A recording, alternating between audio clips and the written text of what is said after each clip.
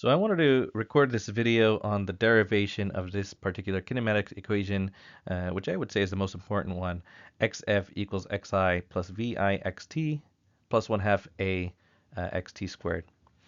Now, the number of kinematics equations is variable depending on who you ask, but really they're all just a consequence of these relationships, these derivative relationships and integral relationships between the acceleration, velocity, position, and time.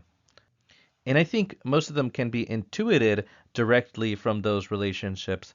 For example, a is dv dt. If we think a is constant, then this derivative is now a slope. And so we can interpret that as a rise over run. So for a, if a is constant, then a can be equal to a rise over run, delta v over delta t. And this is what we were calling a average in a general case. Well, if you expand out that delta v, then you have vf minus vi. And if you expand out delta t, we have tf, well, minus ti, but we can always just set ti to 0. So this is just t on the denominator is equal to a. And solving for vf, we multiply both sides by t and then add vi. And so vf is equal to a times t plus vi, which is one of the kinematics equations you might see. Look, it really is just a little bit of a rewriting and a rethinking of the original definition of the acceleration, which you should know this one. It's a fundamental idea, okay? So whereas this form down here may be useful in a problem here and there, this top one is fundamental and it is where the bottom one comes from, okay? You can do this kind of logic and get to this first equation, okay? But you don't want to do that every time. And so we have an equation written down for you. It's a little bit longer. It's a few calculus steps. I want to show those calculus steps here, not because I think this equation is so important in the grand scheme of physics, but rather to show how calculus flows within this early physics. Now, I showed you an example to the right, but we are actually going to make use of this fact, and let's think very carefully about what this means. Let's rewrite it a little bit, right? So v final is at plus vi. V is a function of t, not v times t. V is a function of t. At a time t, v is equal to a times t plus vi. We're going to use that with our calculus here, okay? So keep that under your tool belt. And so to get to that main equation, well, we already started with this acceleration definition. We're going to start now with the velocity definition. Vx is equal to dx dt. Okay? Now, unlike with the acceleration, where we considered a average, right? A is constant, but v is not constant. As we can see, it is a function of time. So we can't pull the same kind of tricks. We can do is do a little bit of math trickery here and multiply both sides by dt. I'm sure mathematicians would hate it if I say that. But you move to the dt to the other side and treat this as an integral. Integral from initial to final, as in the initial state to the final state. And so on the left, we're going to integrate. We're going to have some boundaries here. This is a dt integral, and so the initial time, we can just set that to 0 for simplicity's sake. You can use ti and tf if you want, but I'm just going to use 0 and t, as in the current time now is t.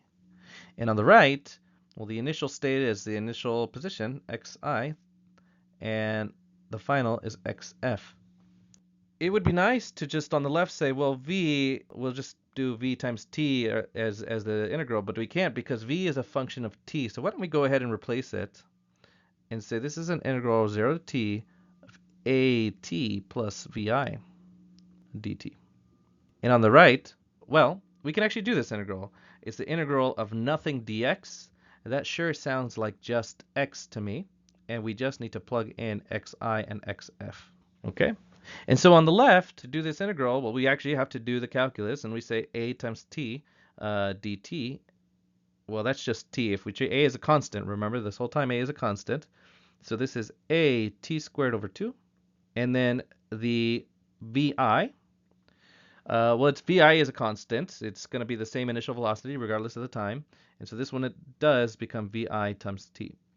We're going to evaluate this expression from t equals 0 to t equals, well, t, the current time now, t. And on the right-hand side, okay, we're going to evaluate from xi to xf. That's just xf minus xi. And it might be a little bit heretical to use dt as the sort of inner variable and t as the outer variable, but it makes the notation much cleaner. More of a mathematician's take to rethink that.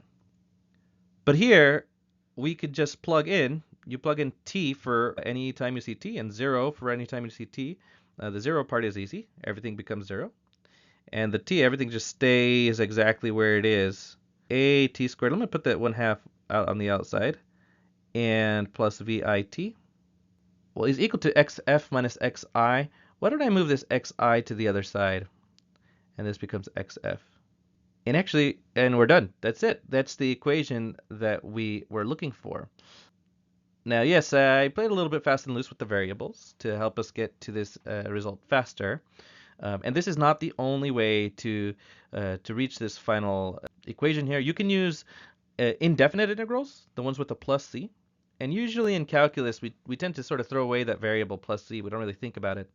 But in physics, whenever you have a plus c, this is an indication of an initial condition. So if you try doing it that way, that plus c will be related to something like a vi, an initial velocity, or an xi, an initial position. It is a good demonstration of how we use calculus inside of our physics equations.